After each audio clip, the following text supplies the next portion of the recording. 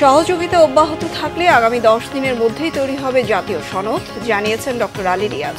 রাজনৈতিক দলগুলোর দ্বিমতের বিষয়গুলোর উল্লেখ থাকবে সনদে। গাজায় 24 ঘন্টায় 92 ত্রাণ প্রত্যাশী সহ 115 ফিলিস্তিনিকে হত্যা করেছে ইসরায়েলি বাহিনী। অনাহারে অন্তত 19 ফিলিস্তিনির মৃত্যু। দেখছিলেন ক্রাউন সিমেন্ট সংবাদ শিরোনাম। এবার বিস্তারিত। সবার সহযোগিতা থাকলে আগামী 10 দিনের মধ্যেই জাতীয় সনদ তৈরি করা হবে বলে জানিয়েছেন জাতীয় ঐক্যমত্য কমিশনের সহসভাপতি ডক্টর আলী রিয়াজ। সকালে রাজনৈতিক দলগুলোর সঙ্গে ধারাবাহিক আলোচনায় তিনি তথ্য জানান।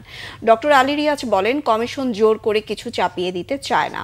এখনো পর্যন্ত 8টি বিষয়ে রাজনৈতিক দলগুলো একমত হয়েছে, আর যেসব বিষয়ে দলগুলো একমত হতে পারেনি সেগুলো জাতীয় সনদে উল্লেখ করা হবে বলেও জানান। কমিশনের সহসভাপতি আরও বলেন, আলোচনার জন্য আরও 10 দিন সময় বাকি আছে।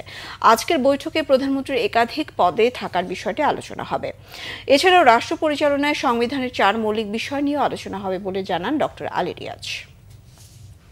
আমরা একমত হব, যদি আপনাদের ভিন্ন মত থাকে ভিন্ন মত থাকবে, যদি সকলে মিলে অধিকাংশ দল মিলে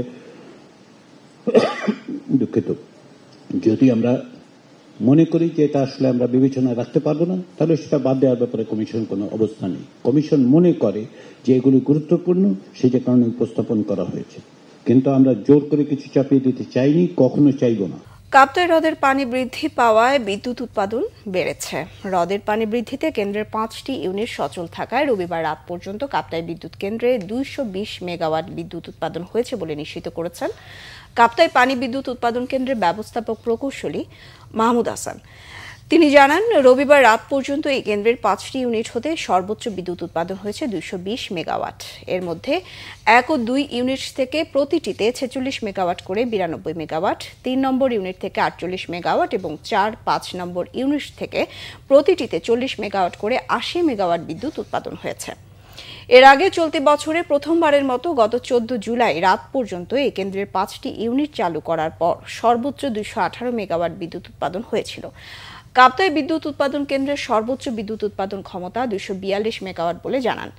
এদিকে কাপ্তাই পানি বিদ্যুৎ উৎপাদন কেন্দ্রের কন্ট্রোল রুমে দায়িত্বরত প্রকৌশলীরা জানান, রবিবার রাত 8টা পর্যন্ত কাপ্তাই লেকে পানির লেভেল ছিল 98.78 ফুট মিনস সি লেভেল। অন্যায়ের প্রতিবাদ করায় ঠাকুরগাঁওয়ে 5 বছরের শিশুকন্যার সামনেই পরপর 2 দিন তার কলেজ শিক্ষক বাবা ও মাকে বেধড়ক পিটিয়েছে প্রভাবশালী প্রতিবেশী ঠিকাদার আউয়াল ও তার ছেলে প্রিন্স। এদিকে উল্টো মিথ্যা মামলায় 96 ঘন্টা হাজতে থাকতে হয়েছে ওই শিক্ষককে। নিরাপত্তাহীনতায় ভুগছে এই পরিবারটি। এ নিয়ে পুলিশও আছে চাপের মুখে। ঠাকুরগাঁও প্রতিনিধি খোদাবক্স ডাবলুর তথ্যছবিতে ডেস্ক রিপোর্ট। ঠাকুরগাঁও শহরের মুসলিম নগরে স্ত্রী নাইমা নুসরাত তনু ও 5 বছরের শিশুকন্যা সামাইনা তাসনিমকে নিয়ে নিজ বাড়িতে থাকেন বেসরকারি কলেজের ইংরেজির প্রভাষক সরোয়ার জাহান বুলু। পাশেই বহুতল ভবন তুলছেন ঠিকাদার আউয়াল।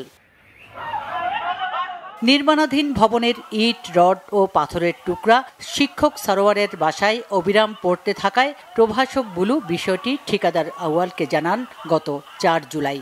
কয়েকদিন জানানোর পর বাঁধে বাকবিতণ্ডা। এক পর্যায়ে 5 বছর বয়সী সন্তানের সামনেই তাকে বেদম পেটান আউয়াল ও তার ছেলে প্রিন্স। স্ত্রী তনু ছুটে গেলে তাকেও পেটানো হয়। হাসপাতালে নেয়ার পর তার মাথায় 7টি সেলাই পড়ে। আমার যেদিন মারধর করে, এই যে তার রক্তাক্ত জামা কাপড়, এই যে তার রক্তাক্ত জামা কাপড়, পেটে পর্যন্ত লাথি মারছে, আমার মাথায় বারবার আঘাত করতেছে, হাতে আঘাত করতেছে। ওরা সবাই মিলে, ওরা 4-5 জন মিলে। আমি এখনো ভালো হই নাই, অপারেশন থেকে উঠি নাই। এই ঘটনায় ভুক্তভোগী শিক্ষক দম্পতি মামলা করতে চাইলে 6 জুলাই ঠিকাদার আউয়াল ও তার ছেলে প্রিন্স ওই শিক্ষকের উপর আবারও হামলা চালায়। ঘটনার পর থেকে শিশু তাসনিম অস্বাভাবিক আচরণ করছে। কাউকে দেখলেই লুকায়, চিৎকার করে।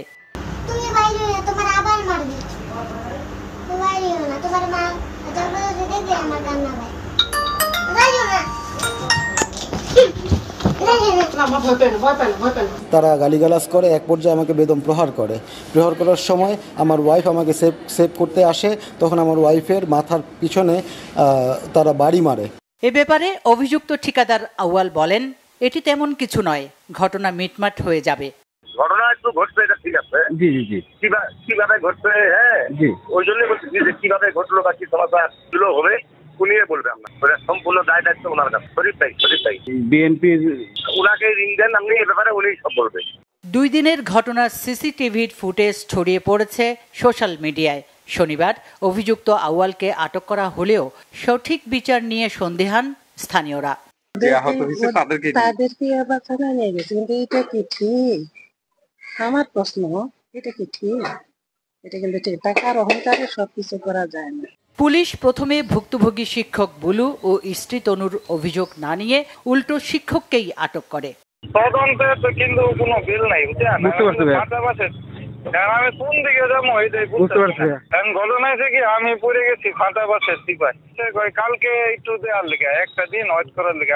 স্থানীয়রা এই ঘটনার দৃষ্টান্তমূলক শাস্তি চায়।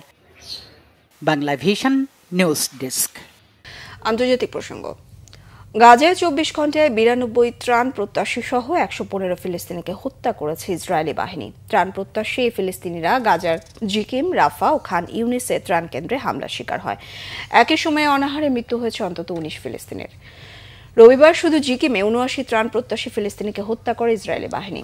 জাতিসংঘের ত্রাণ বিতরণ কেন্দ্রটিতে সবচেয়ে বেশি ত্রাণ প্রত্যাশীর ভিড় ছিল, কিন্তু ত্রাণ নিয়ে বাড়ি ফেরা হয়নি বেশিরভাগ ফিলিস্তিনের। রাফার ত্রাণ কেন্দ্রে হত্যা করা হয় 36 ফিলিস্তিনিকে। একইভাবে আরও 4 ফিলিস্তিনিকে হত্যা করা হয় খান ইউনিসের ত্রাণ কেন্দ্রে। ভূখণ্ডটিতে 24 ঘন্টায় অনাহারে মৃত্যু হয়েছে অন্তত 19 ফিলিস্তিনের। ইসরায়েলি অবরোধে বাড়ছে খাদ্য সংকট ও মৃত্যু ঝুঁকি। এদিকে ইসরায়েলের প্রধানমন্ত্রী বেনিয়ামিন নেতানিয়াহু খাদ্যের বিষক্রিয়ায় আক্রান্ত হয়েছেন। তার পানি শূন্যতা, অন্ত্রে প্রদাহ ধরা পড়েছে। বর্তমানে কিছুটা সুস্থ হয়ে উঠলেও আগামী 3 দিন বাড়িতে বসে দাপ্তরিক কাজ চালিয়ে যাবে নেতানিয়াহু। এর আগে গেল বছরের ডিসেম্বরে তার মূত্রনালীতে সংক্রমণ ধরা পড়লে তার প্রোস্টেট অপারেশন করা হয়। এই ছিল এখনকার মতো। পরের সংবাদ বেলা 2টায়। 1টায় রয়েছে নিউজ টপ 10, দেখার আমন্ত্রণ রইল।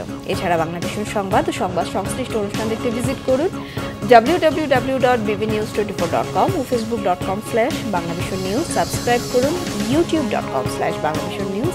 সঙ্গে থাকায় ধন্যবাদ সবাইকে।